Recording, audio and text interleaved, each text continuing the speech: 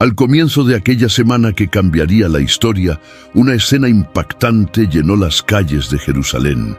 Jesús, montado en un burrito, fue recibido con alegría, cantos y ramas de palma por una multitud entusiasmada que gritaba: «Hosana, al Hijo de David». Era un momento de exaltación pública, un reconocimiento popular que sonaba como una coronación espiritual. La ciudad estaba alborotada y los ecos de los gritos de aclamación parecían atravesar las puertas, como si el reino prometido finalmente estuviera a punto de manifestarse. La expectativa de ser liberados del yugo romano llenaba los corazones. Se respiraba fervor en el aire, pero también confusión. El pueblo lo proclamaba rey, pero no comprendía qué tipo de reino él venía a establecer. 5 días después, ese mismo pueblo, o al menos gran parte de él, ya no sostenía ramas, sino piedras en el corazón. Ya no gritaban «Hosana», sino «Crucifícale», con la misma fuerza con la que antes lo habían exaltado. El contraste era casi increíble. Aquel que había sido celebrado como el Mesías prometido, ahora era entregado como un criminal. La rapidez de ese cambio no solo era impactante, sino también reveladora. Mostraba la inestabilidad del alma humana, la fragilidad de los corazones guiados más por deseos que por convicciones. Jesús no había cambiado. Él seguía siendo el mismo. Pero la multitud demostró que la adoración sin entendimiento es débil y que una fe sin raíces profundas puede ser fácilmente arrancada por el viento de la decepción. El origen de esa oscilación no estaba en el carácter de Jesús, sino en las expectativas del pueblo.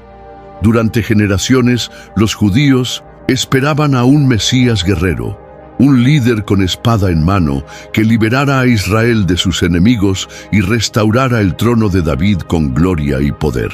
Esa era la imagen que latía en el corazón de las multitudes. Al ver a Jesús hacer milagros, resucitar muertos y enseñar con autoridad, proyectaron en él sus anhelos políticos y sociales. Esperaban que el Mesías se levantara con poder terrenal y tomara el control del templo y del gobierno. Pero cada acción de Jesús iba en dirección contraria. Hablaba de servir, no de dominar, de perdonar, no de vengarse, de entregar la vida, no de quitarla. La decepción fue silenciosa al principio. Los días que siguieron a la entrada triunfal de Jesús estuvieron llenos de palabras de advertencia, actos de purificación y enfrentamientos directos con los líderes religiosos. En lugar de reunir un ejército, Jesús expulsó a los cambistas del templo. En vez de incitar una rebelión, enseñó que hay que amar al enemigo y perdonar 70 veces 7.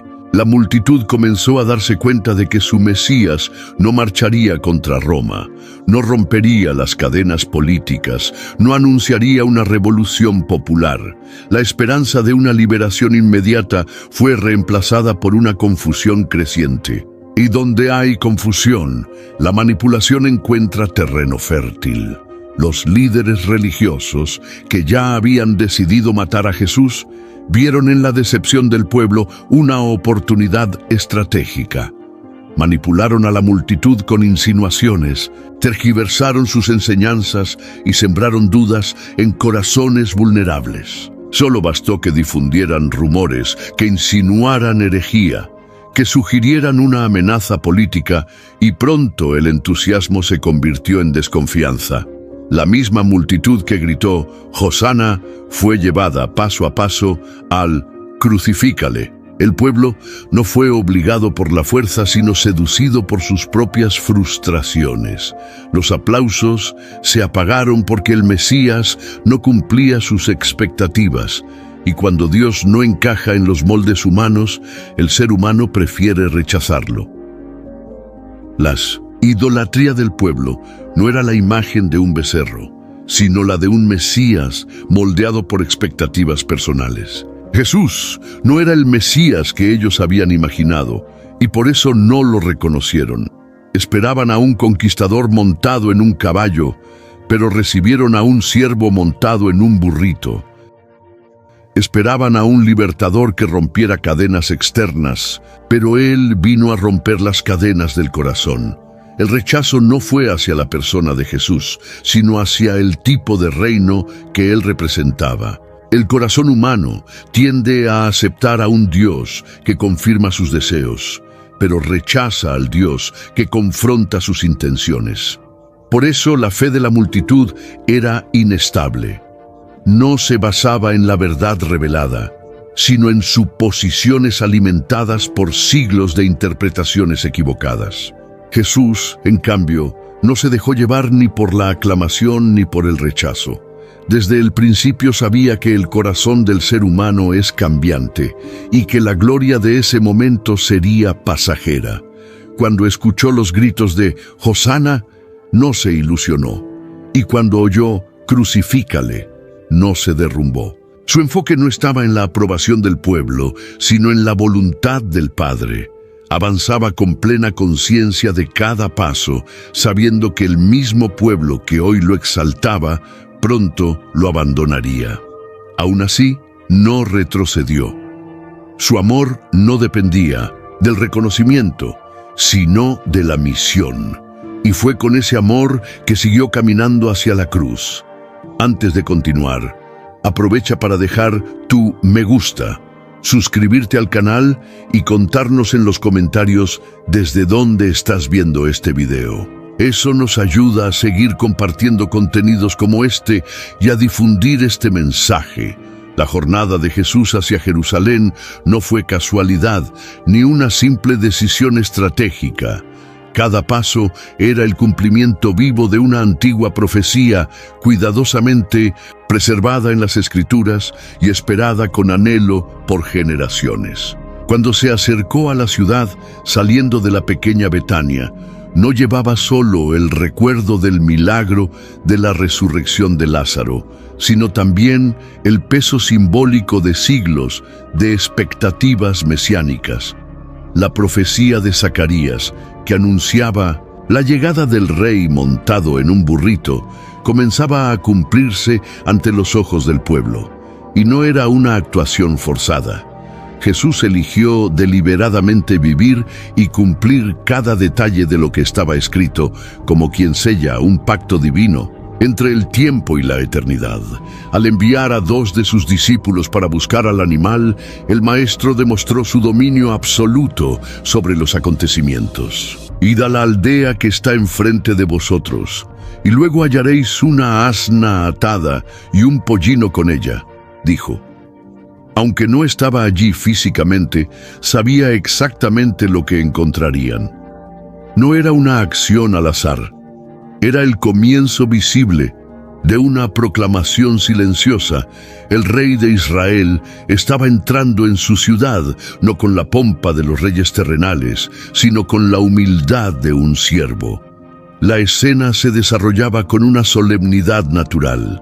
Los discípulos obedecieron y encontraron todo tal como Jesús había dicho.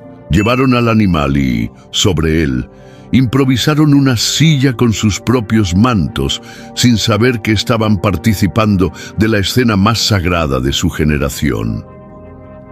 Mientras el burrito avanzaba lentamente, la multitud, inspirada por el gesto y por las palabras del profeta, comenzó a extender sus mantos por el camino. Otros cortaban ramas de palma y las agitaban como estandartes de victoria. Los ecos del Salmo 118 llenaban el aire. «Hosana al Hijo de David, bendito el que viene en el nombre del Señor». No era solo una alabanza espontánea, era una respuesta espiritual a algo que iba más allá del entendimiento. El pueblo veía a Jesús como el heredero del trono de David, como el libertador tan esperado. Pero aún no comprendían que aquel reino sería sellado no con espadas, sino con clavos y sangre. Jerusalén estaba llena por causa de la Pascua. Peregrinos de todas partes llenaban los caminos de polvo y esperanza.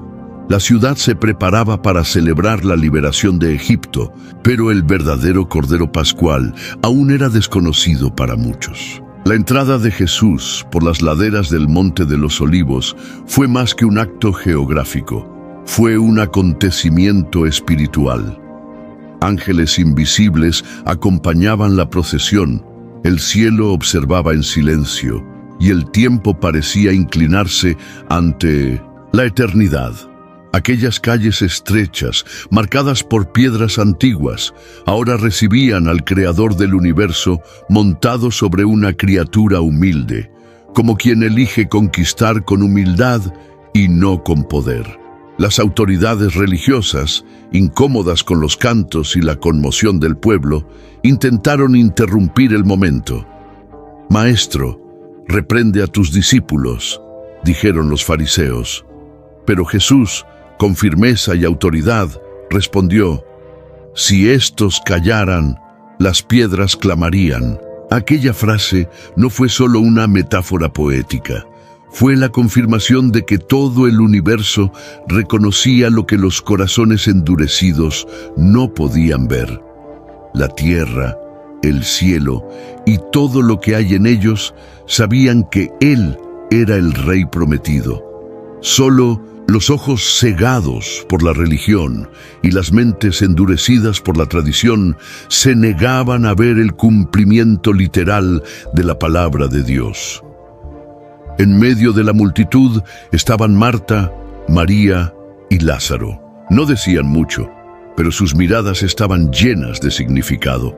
Lázaro, testimonio vivo del poder sobre la muerte, se convertía en símbolo de que aquel que entraba en Jerusalén no era solo un maestro o un profeta, sino el Señor de la vida. María, que un día ungió los pies del Maestro con un perfume precioso, lo miraba con reverencia y dolor, como quien siente que el tiempo de la despedida se acerca. Marta, práctica y fiel, preparaba la casa y el corazón para lo que estaba por venir. La atmósfera era sagrada. Con cada paso del burrito, la profecía se hacía más real y la cruz ya proyectaba su sombra sobre la ciudad. La euforia de la multitud aquel domingo ocultaba una tensión silenciosa. El pueblo judío, cansado del dominio romano, alimentaba una esperanza antigua, la llegada de un Mesías guerrero, alguien que restauraría la gloria de Israel y liberaría a la nación de la opresión extranjera. Para ellos, Jesús de Nazaret reunía todas las cualidades necesarias. Tenía carisma, sabiduría, realizaba milagros y hablaba con autoridad. Era el tipo de líder que podía encender corazones y levantar una revuelta exitosa. Por eso, al verlo montado en un burrito y dirigiéndose al centro religioso y político de la nación, los gritos de «Hosana» se mezclaban con expectativas políticas mal entendidas. El problema no estaba en la aclamación, sino en la motivación detrás de ella. Aquellos hombres y mujeres no comprendían el verdadero significado del reino que Jesús venía a anunciar. Esperaban un rey con espada al cinto, ejércitos marchando y decretos de poder. Querían la restauración inmediata de su posición como nación, el fin de las injusticias, la humillación de sus enemigos. Sin embargo, el reino que Jesús traía era de otra naturaleza, invisible a los ojos, pero real en el espíritu. Un reino construido no con piedras, sino con arrepentimiento, un gobierno que comenzaba dentro del ser humano y se manifestaba por medio del amor, del perdón, de la verdad y de la justicia. Ese contraste profundo entre la expectativa del pueblo y la misión divina de Cristo produjo frustración. Con cada día que pasaba después de su entrada en Jerusalén, sin que el Maestro tomara ninguna acción contra Roma, crecía la inquietud entre quienes lo habían aclamado. No convocaba tropas, no tomaba cuarteles, no incendiaba estandartes del imperio. Al contrario, seguía hablando en parábolas, enseñando sobre la mansedumbre, la humildad y el servicio. La misma multitud que soñaba con una revolución comenzaba a preguntarse, ¿nos habremos equivocado? Y en ese abismo entre la expectativa humana y el plan celestial, el veneno de la decepción comenzó a propagarse. Incluso entre los discípulos, esa confusión era evidente. Pedro, por ejemplo, llegó a reprender a Jesús cuando éste anunció su muerte inminente. No podía aceptar a un Mesías sufriente.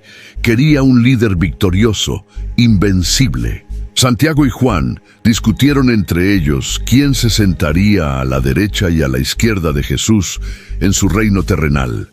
Ninguno imaginaba que, en lugar de tronos, habría cruces.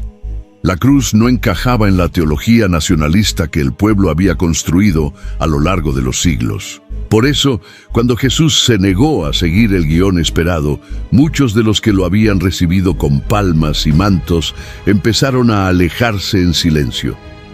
Los líderes religiosos, atentos a esa creciente frustración, aprovecharon el momento. Comenzaron a sembrar dudas entre el pueblo, sugiriendo que Jesús era un falso profeta, un blasfemo que ponía en riesgo la seguridad de la nación. Sabían que, según la concepción popular, el verdadero Mesías debía traer conquistas visibles. Como Jesús predicaba sumisión, perdón y entrega, bastaba con reforzar esa aparente contradicción para debilitar la confianza del pueblo. Y eso fue exactamente lo que hicieron.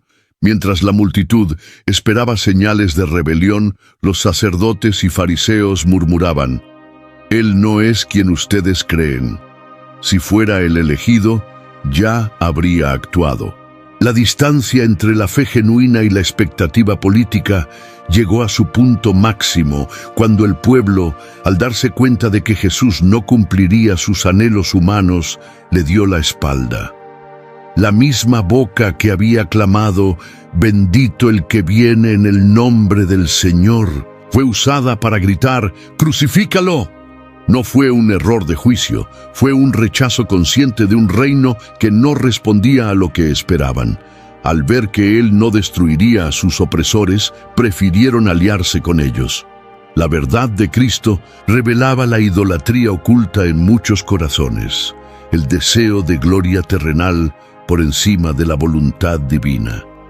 Jesús, sin embargo, no cambió su misión por causa de la incomprensión de los demás. Siguió adelante, fiel al propósito eterno. Su entrada en Jerusalén fue una proclamación. El reino ya estaba entre ellos, pero sería revelado de una manera inesperada. Días antes de entrar en Jerusalén, Jesús realizó uno de los signos más impactantes de su ministerio, la resurrección de Lázaro. Betania, un pequeño pueblo a pocos kilómetros de la capital, fue el escenario donde la muerte tuvo que rendirse ante la palabra del Hijo de Dios. Lázaro llevaba ya 4 días en el sepulcro. El olor de la descomposición era una sentencia definitiva a ojos humanos. Pero Jesús, con voz firme y autoridad celestial, exclamó, «Lázaro, sal fuera». Y el muerto salió. No hubo fórmulas mágicas, solo la manifestación del poder divino sobre la vida y la muerte.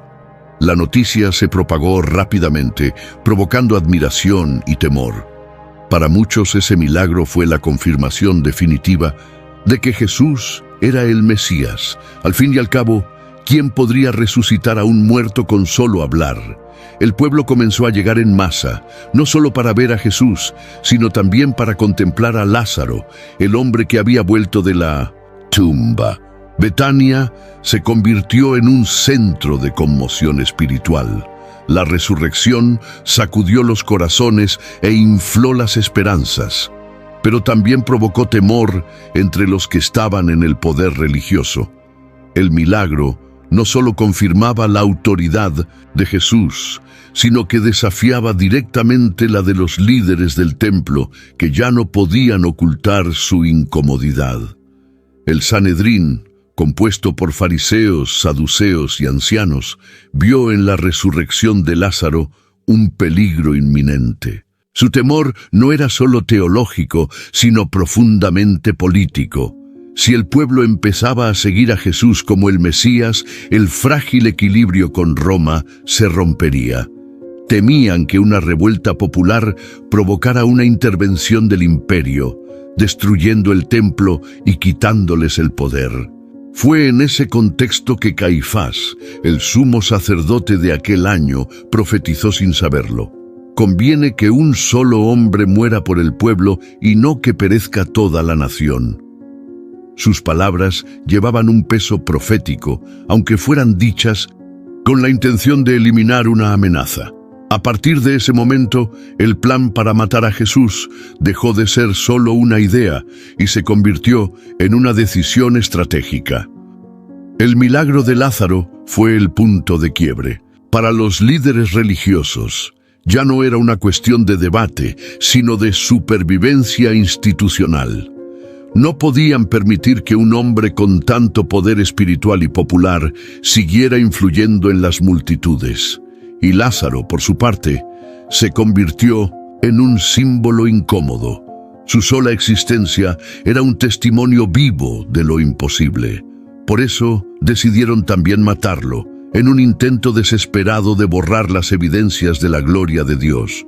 Pero lo que los jefes del templo no podían entender era que estaban luchando contra algo que no se podía detener. Jesús no operaba bajo las reglas del poder humano. No dependía de estructuras religiosas ni de influencia política. Su reino avanzaba en silencio, como una revolución espiritual que crecía en cada corazón tocado por la verdad. El milagro en Betania no fue solo un evento espectacular, fue un antes y un después. Mientras algunos veían en Jesús una amenaza al sistema, otros empezaban a vislumbrar la verdadera liberación, no de las manos de Roma, sino del dominio de la muerte. La tensión crecía con cada día. Lázaro permanecía en silencio, pero su silencio gritaba. No necesitaba predicar, su sola presencia hablaba por él. Los ojos del pueblo se posaban sobre él como quien contempla lo inexplicable. Era un recordatorio constante de que el Mesías estaba entre ellos, haciendo lo que ningún otro había hecho. Y eso era intolerable para los guardianes de un sistema que se había acomodado a la hipocresía y al lucro religioso. El milagro no solo trajo fe, también trajo crisis. Y toda crisis, para quien teme perder el control, es una amenaza que debe ser eliminada. Aun sabiendo que su gesto había desatado la furia de los líderes, Jesús no retrocedió. Al contrario, se dirigió a Jerusalén con un propósito inquebrantable. No huía del conflicto, porque sabía que cada uno de sus actos formaba parte de un plan eterno. La resurrección de Lázaro fue más que una señal de poder. Fue un anuncio. El poder de la vida estaba entre ellos, y nada sería igual. Pero al mismo tiempo, los que estaban aferrados al sistema prefirieron planear la muerte de quien daba vida. Mientras el pueblo celebraba, los pasillos del templo se llenaban de conspiración. Desde lo alto del Monte de los Olivos, mientras descendía hacia la ciudad, Jesús contempló Jerusalén. No con orgullo ni entusiasmo, sino con lágrimas en los ojos. Lloró por esa ciudad que no reconoció el momento de su visita. El Mesías no entró con alegría triunfante, sino con pesar. Sabía que esa misma ciudad que lo recibía con fiesta, pronto lo entregaría al desprecio. El contraste entre la cálida bienvenida y el rechazo inminente era una carga que él llevaba en silencio, con la mirada fija en el propósito eterno. La entrada triunfal fue, en realidad, una denuncia silenciosa contra el tipo de Mesías que el pueblo deseaba. Ellos esperaban a un rey guerrero, pero recibieron a un siervo. Querían a alguien que impusiera un dominio visible, pero vieron a un hombre pacífico, montado en un burro. Fue el inicio de una colisión entre el reino de Dios y las expectativas humanas. Jesús no fue allí para cumplir los deseos de la multitud, sino para cumplir un plan divino trazado desde antes de la fundación del mundo. Cada paso era una afirmación de identidad y misión. Mientras el pueblo extendía sus mantos en el camino y agitaba ramas, celebraba una victoria que aún no comprendía. La escena tenía apariencia de triunfo, pero en realidad era una marcha hacia el sacrificio. La entrada de Jesús en Jerusalén fue una proclamación del reino, pero no como los hombres lo imaginaban. Era el anuncio del escándalo de la cruz, de la humillación y la entrega. Y aún frente a la incomprensión colectiva, el rey entró, no para conquistar con fuerza, sino para rescatar con entrega. La gloria no vendría del aplauso de las masas, sino de la obediencia al Padre hasta el final. Justo después de la entrada triunfal, Jesús se dirigió al centro espiritual de la fe judía, el Templo de Jerusalén. Lo que debía ser un lugar sagrado de encuentro con Dios, estaba lleno de cambistas, comerciantes y sacerdotes que habían transformado la casa de oración en un mercado ruidoso. Los atrios sagrados estaban ocupados por animales en venta, precios inflados y transacciones injustas. Era como si el templo hubiera sido profanado desde dentro, no por extranjeros, sino por los propios líderes religiosos que debían cuidar de su santidad. Jesús, al atravesar aquellas columnas, no vio solo comercio. Vio la distorsión del culto, la sustitución de la fe genuina por un sistema controlado por el interés, el lucro y la apariencia. El corazón de la religión se había corrompido. Entonces, sin titubear, el maestro hizo un látigo de cuerdas y expulsó a los comerciantes, volcó las mesas, derribó las monedas y los bancos de los vendedores. Aquel gesto, aunque violento en apariencia, era un acto de justicia santa. No actuaba con ira descontrolada, sino con la indignación pura de quien conoce el verdadero propósito del templo. Las palabras que resonaron entre los mármoles y las columnas fueron tan cortantes como espadas. Está escrito: mi casa será llamada casa de oración, pero vosotros la habéis hecho cueva de ladrones. No era solo una reprensión, era una acusación directa contra el sistema religioso. Jesús no denunciaba solo a los comerciantes, sino a toda la estructura que había convertido la fe en moneda de cambio. Los líderes sabían que hablaba contra ellos, que desafiaba el poder y la fachada de piedad que habían construido durante décadas. Mientras los sacerdotes y ancianos tramaban en silencio, algo extraordinario ocurría en medio del caos. Ciegos, cojos y enfermos se acercaban a Jesús allí mismo en el templo y eran sanados. Los marginados encontraban refugio, los olvidados eran escuchados, los pobres se sentían bienvenidos. Era como si el templo finalmente estuviera cumpliendo su función: ser un lugar de encuentro con lo divino, donde la misericordia habla más fuerte que el ritual y la compasión supera la apariencia. Eso, más que cualquier milagro anterior, redefinía el sentido de lo sagrado. Los fariseos y saduceos, al ver a los niños cantando «Hosana al Hijo de David» dentro del templo, se enfurecieron aún más. Para ellos, eso era el colmo de la blasfemia. Un hombre sencillo, aclamado como el Mesías en el lugar más sagrado. Enfrentaron a Jesús y exigieron explicaciones, pero él respondió con la serenidad de quien conoce la verdad. De la boca de los niños y de los que maman, perfeccionaste la alabanza. Aquellas palabras eran una cita directa de las Escrituras, un recordatorio de que Dios elige a los humildes para revelar su gloria. La reacción de los líderes religiosos no fue de arrepentimiento, sino de indignación. Se dieron cuenta de que el control se les escapaba de las manos. Jesús había tocado no solo el templo físico, sino el fundamento del sistema que ellos sostenían, un poder basado en el miedo, en la tradición manipulada y en la opresión religiosa. Desde ese momento, el plan para matarlo dejó de ser una simple idea. Se convirtió en una decisión oficial. Ya no había vuelta atrás. La purificación del templo fue el detonante del enfrentamiento final entre el Hijo del Hombre y la élite espiritual de Israel. Pero mientras la élite endurecía sus corazones, el pueblo común veía algo distinto. Jesús no necesitaba tronos ni títulos para mostrar autoridad.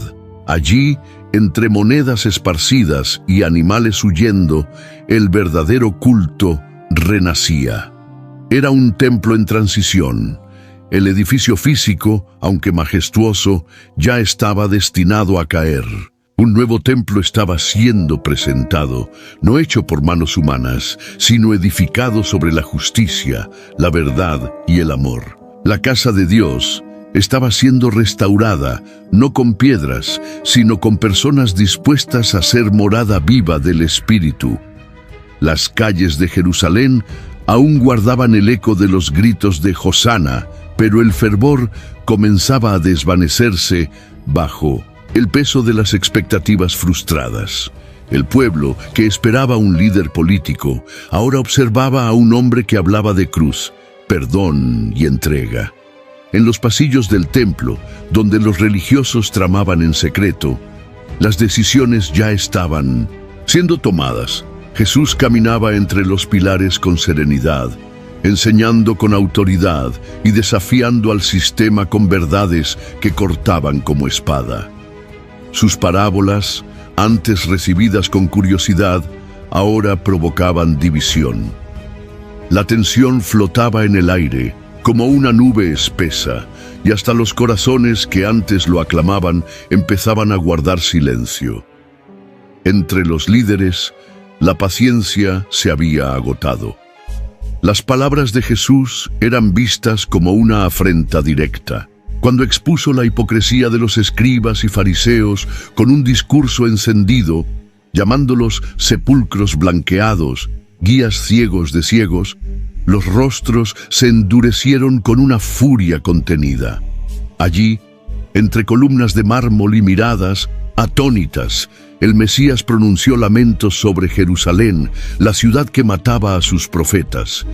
Y mientras los discípulos aún trataban de comprender la profundidad de aquellas palabras, el silencio de la ciudad ocultaba el rugido de la traición que se aproximaba.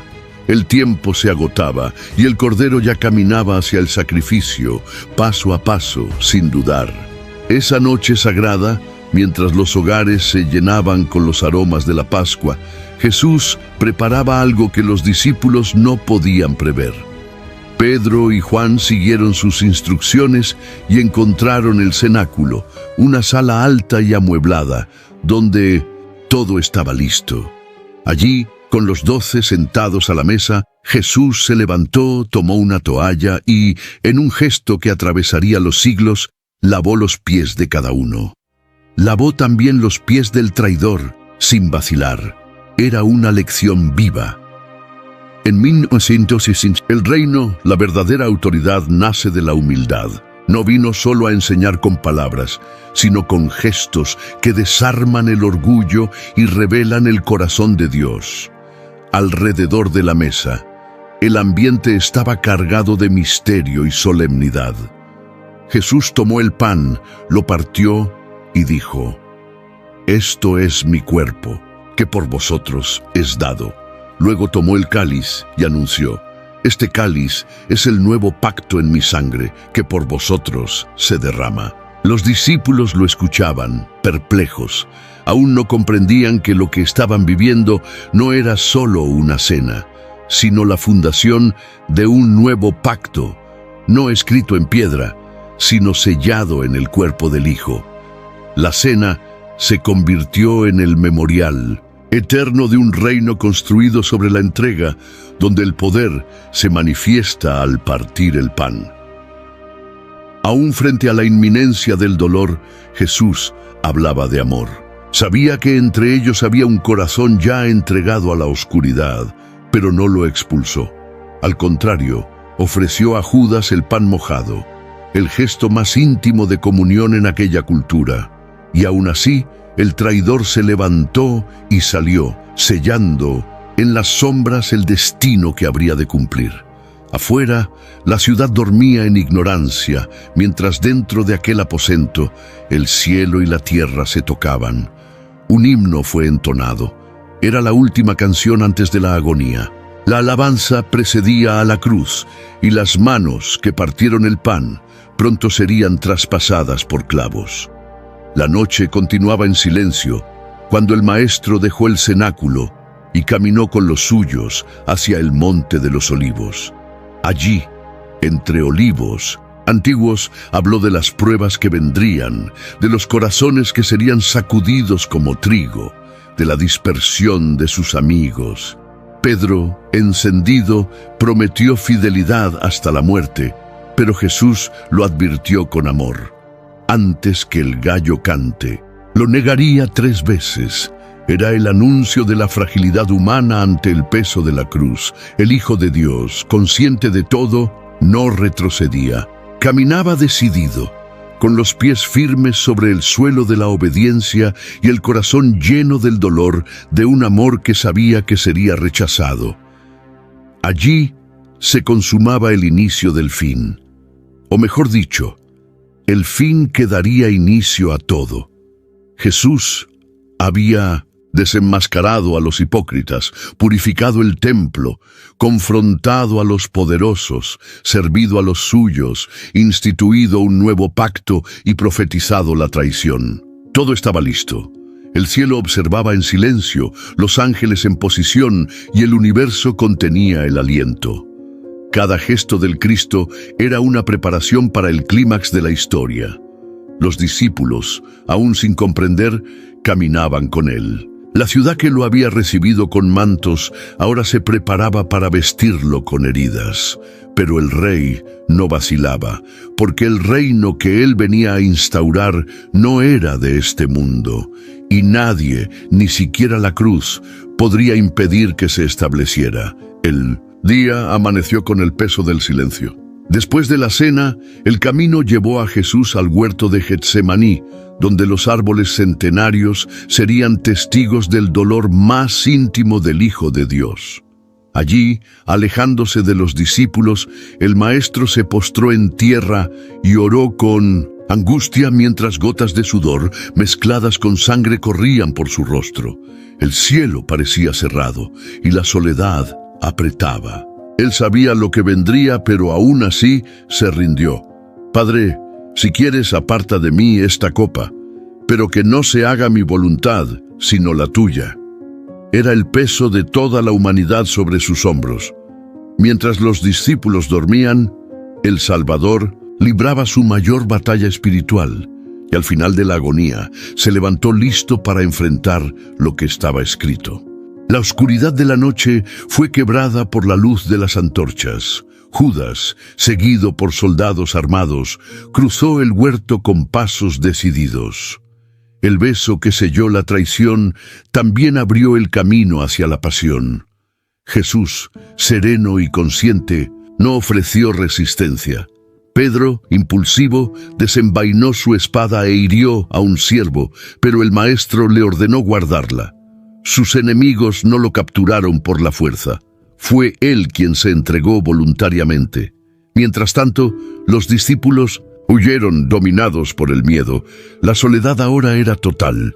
Atado, Jesús fue llevado ante los líderes religiosos, donde el juicio ya había sido decidido antes de cualquier acusación formal. La madrugada se arrastró entre mentiras e injusticia. En el patio del sumo sacerdote, testigos falsos distorsionaban sus palabras. Jesús, en silencio, soportaba la farsa. Cuando por fin habló, confesando ser el Hijo de Dios, rasgaron sus vestiduras y gritaron blasfemia. Mientras tanto, afuera, Pedro se calentaba junto al fuego. Fue confrontado 3 veces y 3 veces negó conocer al Maestro. Cuando el gallo cantó, sus ojos se encontraron con los de Jesús, y Pedro salió de allí llorando amargamente. La pureza del Cordero contrastaba con la debilidad de los hombres, y mientras la ciudad dormía, el plan de redención avanzaba en manos de los injustos. Al amanecer, Jesús fue llevado ante Pilato. Los líderes querían su muerte, pero no tenían autoridad para ejecutarlo. Pilato, intrigado, interrogó al Nazareno y no halló culpa alguna. Intentó liberarlo, ofreció su soltura según la tradición pascual, pero el pueblo eligió a Barrabás, un criminal. Las voces que antes gritaban «Hosana», ahora clamaban «Crucifícalo». Pilato, temiendo disturbios, se lavó las manos ante la multitud. La decisión fue tomada. Jesús sería crucificado. Entregado al escarnio de los soldados, fue despojado, azotado y coronado con espinas. Cada herida, cada golpe, cada humillación formaba parte del precio pagado por amor. El camino hacia el Gólgota fue lento y doloroso. La cruz pesaba sobre sus hombros ya marcados por la tortura. En el trayecto, Simón de Cirene fue obligado a ayudarle. Las mujeres lloraban y Jesús, aún agotado, les dirigía palabras de consuelo. Al llegar al lugar de la calavera, lo clavaron en el madero entre dos malhechores. El cielo comenzó a oscurecerse al mediodía. Incluso colgado en la cruz, sus palabras seguían cargadas de misericordia. «Padre, perdónalos, porque no saben lo que hacen». Mientras los soldados echaban suertes por sus vestiduras, él entregaba su vida. Un ladrón lo insultaba, el otro pedía compasión y halló salvación con un último suspiro de fe. La tierra tembló, el velo del templo se rasgó y el Cordero expiró. Un centurión romano, al presenciar todo, declaró: «Verdaderamente este era el Hijo de Dios». José, de Arimatea, discípulo en secreto, pidió el cuerpo de Jesús y lo sepultó en una tumba nueva, envuelto en lino y perfumes. El silencio cayó como luto sobre toda la creación. Las esperanzas parecían sepultadas con él y los discípulos se escondieron. Sin embargo, el cielo ya preparaba el tercer día. La historia aún no había terminado y la promesa de la resurrección reposaba sobre aquella piedra que sellaba el sepulcro. Mientras el mundo veía derrota, el cielo sabía que la victoria ya estaba en camino. Al amanecer del tercer día, las mujeres fueron al sepulcro y encontraron que la piedra había sido removida. Un ángel anunció la noticia más grande de la humanidad: Él no está aquí, ha resucitado. La tumba estaba vacía y la muerte había sido vencida. María Magdalena corrió, angustiada, y en el jardín encontró a alguien que pensaba que era el jardinero, pero al oír su nombre reconoció al Maestro. Jesús estaba vivo. Se apareció a los discípulos, atravesó puertas cerradas, mostró las marcas, comió con ellos, restauró a Pedro y fortaleció sus corazones. El Rey crucificado había resucitado y ahora inauguraba el reino eterno, un reino sin fin, cimentado en la cruz, pero glorificado en la resurrección. La historia de Jesús, desde su entrada triunfal en Jerusalén hasta el silencio roto por la resurrección, revela la profunda tensión entre la expectativa humana y el propósito divino. Muchos esperaban a un Mesías guerrero, pero recibieron a un rey que servía, perdonaba y amaba hasta el final. La misma multitud que lo aclamó, lo rechazó cuando él se negó a seguir los moldes del poder terrenal. Su corona fue de espinas, su trono una cruz, y aún así, su reinado transformó el mundo. Al vencer la muerte, Jesús no solo confirmó su identidad, sino que inauguró un nuevo camino, no de conquista por la fuerza, sino de redención por el sacrificio. Esta historia, aunque antigua, sigue viva en el presente. En cada generación, las personas siguen esperando a un Dios que encaje con sus deseos, y muchas veces rechazan al verdadero Cristo cuando desafía sus expectativas. Pero el reino que Jesús trajo no se impone con gloria visible, sino que se instala en corazones quebrantados, humildes, dispuestos a seguir un camino de entrega, no de imposición. La tumba vacía sigue resonando esperanza, recordando que la verdadera victoria no está en escapar del dolor, sino en resurgir con propósito después de él. El Rey rechazado sigue siendo la respuesta para todos los que lo reciben con fe sincera. Deja tus reflexiones en los comentarios y recuerda suscribirte al canal. Y si deseas seguir aprendiendo más sobre estas poderosas historias bíblicas y acceder a contenido exclusivo y anticipado, considera hacerte miembro de nuestro canal por un valor simbólico. Como miembro, tendrás acceso a ventajas especiales que te ayudarán a profundizar aún más en este conocimiento divino. El enlace está en la descripción. Gracias por vernos. Un abrazo y que Dios te bendiga.